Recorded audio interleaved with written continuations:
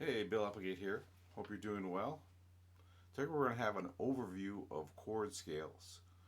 We're basically going to take a three-scale approach to soloing, and this will give you the ability to solo over a majority of chord changes in standard tunes. Okay, we're going to look at this. The scales we're going to use are the major. We're going to look at all the diatonic chords of the major scale. Then we're also going to look at the melodic minor, and we're mainly going to focus in three areas of the melodic minor: the tonic minor, the Lydian dominant, and the altered scale. Then we're also going to look at a couple things in the harmonic minor, basically diminished chords and a certain dominant seventh chord. Okay, first we're going to look at the major scales. So here's like a three-step approach you can use. Start by learning the scales, make sure you have them down really well. Then take those scales, work on the diatonic arpeggios, and once you have those arpeggios going, you're going to use the scales, but practice targeting the chord tones, okay, the notes of the arpeggios. There's your 7 chords there from the major scale. Focus mainly on the 2-5-1s at first, and then work on the other ones. Okay. An example of this, when you could practice soloing over an F major 7 in C, use the C major scale, but emphasize the notes of the F major arpeggio. Let me play a little example for this of this.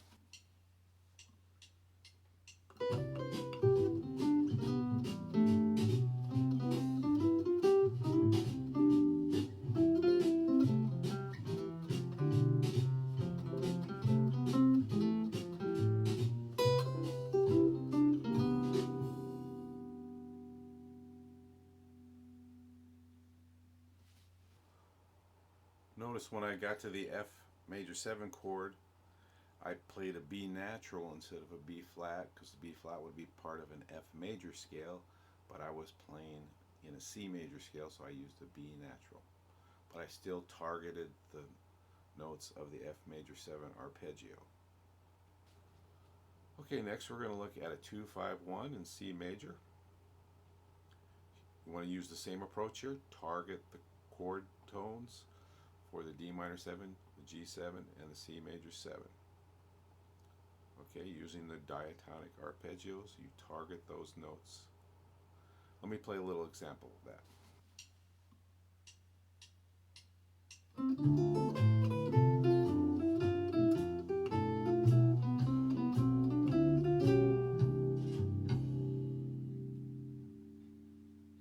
So even though I was just using notes from the C major scale, I targeted the chord tones.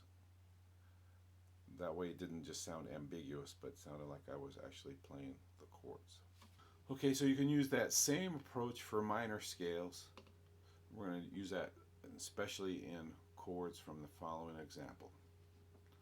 So first we're going to look at A minor at a 2-5-1 in minor. Notice the 2 chord is a minor 7 flat 5. The 5 chord is an E7 flat 9, and that also includes a flat 13. And then the 1 chord will be an A minor 6, or you can play an A minor major 7 there. So for the 2 chord, that's the 7th, starts on the 7th scale degree of the C major. For the 5 chord, we're going to use, this is where we're going to bring in the dominant chord from the harmonic minor. It's basically a mixolydian with a flatted 9 and a flatted 13th.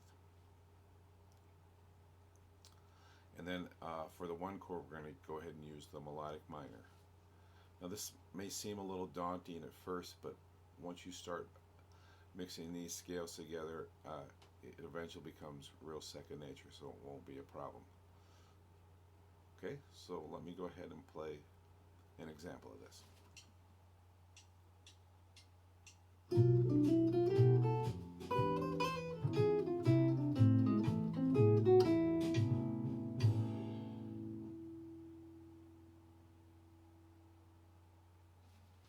Okay, now we're going to look at some secondary dominants. Basically, we're temporarily changing keys.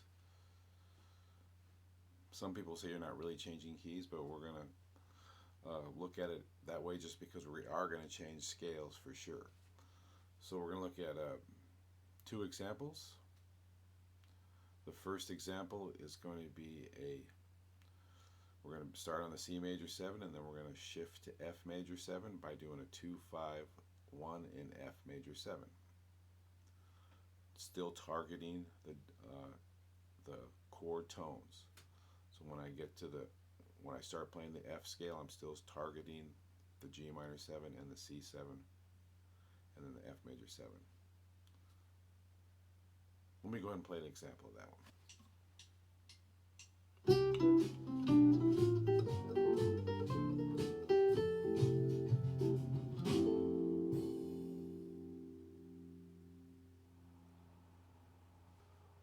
Another example of this would be using a minor 2-5-1 going to a minor chord. In this example, I'm going to use C major 7, and then I'm going to do a 2-5-1 on the E minor, F sharp minor 7 flat 5. I'll use the G major scale for that since F sharp is the 7th scale degree of G major. And for the B7, I'll use an E harmonic minor scale since B7 is the 5 of E minor, ending on an E minor 7 chord.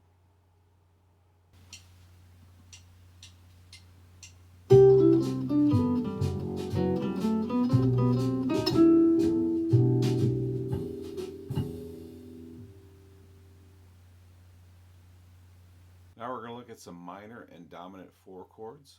We're going to look at 3 examples. In this first example, we have a C chord going to a 4 chord. Remember, the 4 chord in C is F.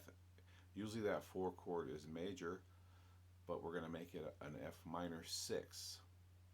In a way, it's going to act like a 1 chord in the key of F minor.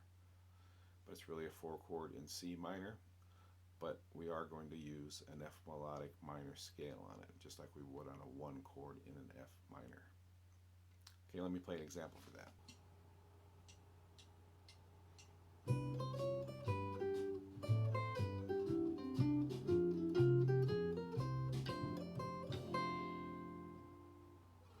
In our next example, when we go to the F minor chord, the minor 4 chord, it's actually going to be part of an E flat major 7 2 5 1. Okay, so that 4 chord is actually a 2 chord of E flat 2 5 1 in E flat. Remember to target your chord tones. Let me play a little example of that.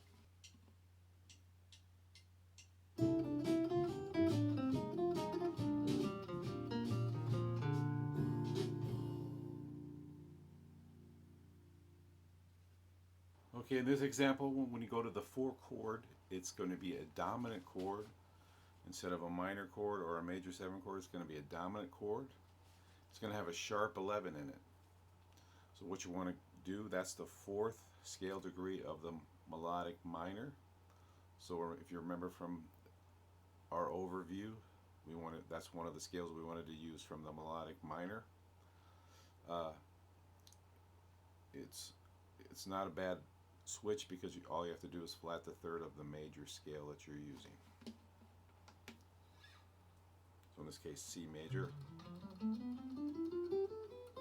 just flat the 3rd, just one note different there. Okay, let me play a little example of that. Lydian dominant.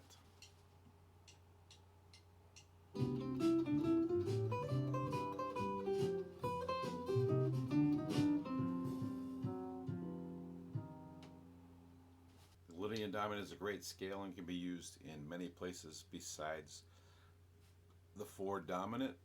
I'm going to show you 3 common Lydian dominant chords and where they're found. Okay, this first example is going to be a tritone sub. So basically we're going to have a D minor 7, and then what we'd usually go to, in a common 2-5-1, we'd go to G7 then C, but we're going to use the tritone sub, which is the flatted 5th above the G. That's going to be our chord that we're going to substitute for the G7. And then that's going to go to our C. So on that chord, we're going to use the A flat melodic minor, our Lydian dominant. Let me play an example of that.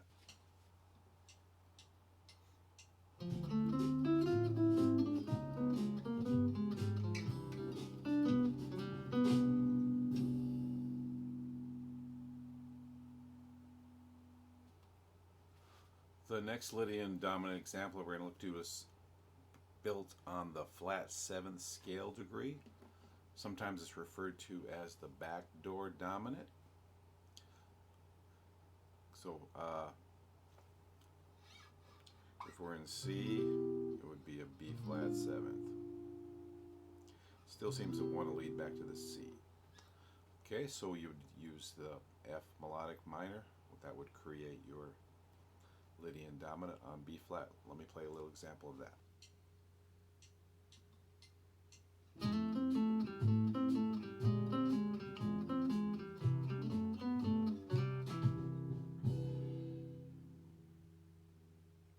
The next Lydian dominant we're going to look at is built on the flat 6.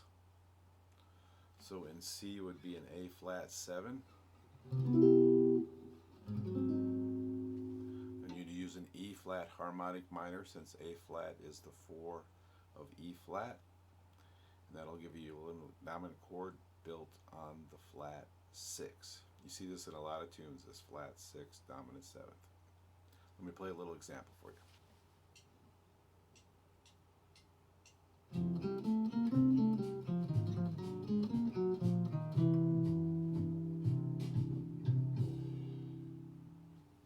Now we're going to look at a dominant 7 flat 9 and an altered dominant in major.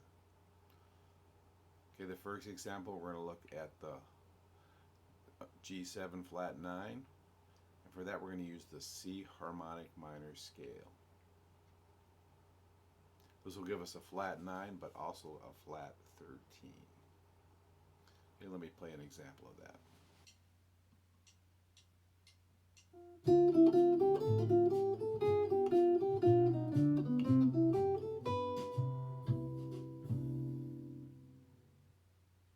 Now we're going to look at the G7 altered scale.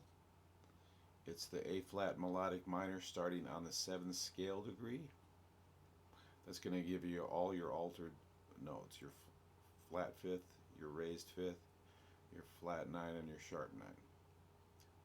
Let me play a quick example of that.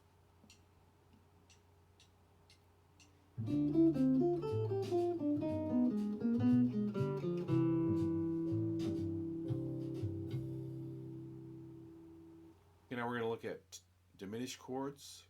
We're going to look at two categories. Both these diminished chords, however, are going to start on the 7th scale degree of the harmonic minor. Our first example, we're going to have a C major 7, C sharp diminished 7, going to a D minor 7, and that C sharp diminished 7 is kind of functioning as a A7 going to your D minor. Let me play an example of this.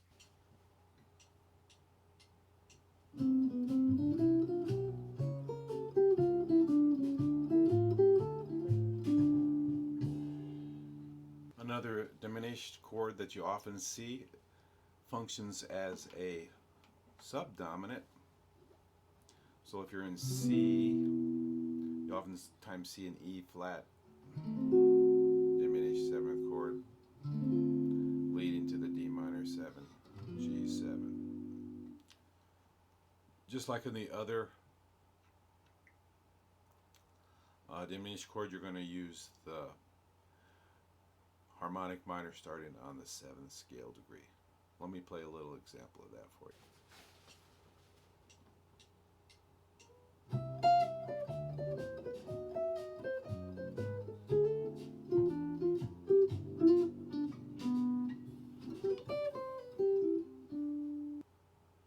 Okay, there you have it, an overview of chord scales that you could use to play over a majority of jazz standards. I know this is a lot for one video. It's a lot of material to fit into one video. Uh, be sure to go to BillApplegateGuitarist.com, click on the student section, click on advanced lessons, and get the PDF for this, because that will really help. Also, what I'm planning to do is use this as kind of my catalyst. I'm going to try to take each section and make a short video on each section. So if you don't get it all on this, don't worry about it. I'm going to take each section and do a short video on each of that, and that should make things a little more clear. But this should cover everything you need to know to play over a majority of jazz standards. I hope this is something you can use, and you have a great day.